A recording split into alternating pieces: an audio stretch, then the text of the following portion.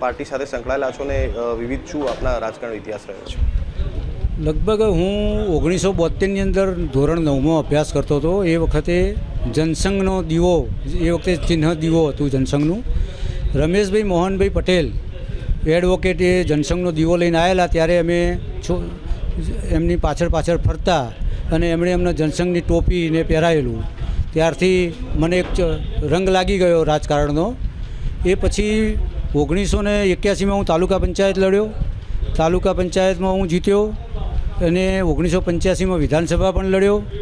અને એ પછી મેં વિવિધ હોદ્દાઓ ઉપર જિલ્લામાં, પ્રદેશમાં પ્રદેશ પ્રતિનિધિ તરીકે, જિલ્લામાં મંત્રીશ્રી તરીકે, મોરચાની અંદર પણ મહામંત્રી પ્રમુખશ્રી તરીકે કામગીરી સંગઠનમાં પણ બજાવી છે.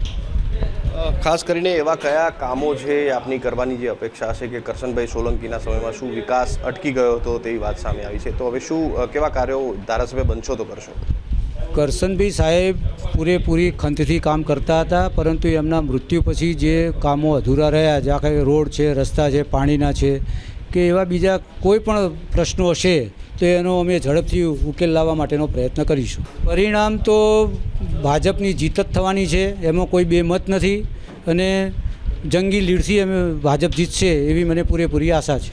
પ્રજા સમક્ષ તો વિકાસના મુદ્દાઓ, પછી ખેડૂતોના જે પ્રશ્નો છે, ખેડૂતોના મુદ્દાઓ છે, અને એ સિવાય સરકારશ્રીની જે યોજનાઓ છે બધી એ યોજનાઓના મુદ્દાઓ સાથે લઈ અને અમે જઈશું. અને જે યોજનાઓ છે એ યોજનાઓ સફળ રીતે પાર પડી છે. ગામડાઓના લોકો એમાં ખૂબ સંતોષ છે એમને, અને ભાજપની સરકારની જે કામગીરી છે એનાથી લોકો સંતુષ્ટ છે. અને બીજા આ મુદ્દા જે છે એના ઉપરથી અમને પૂરેપૂરો વિશ્વાસ છે કે લોકો ભાજપની સાથે રહેશે.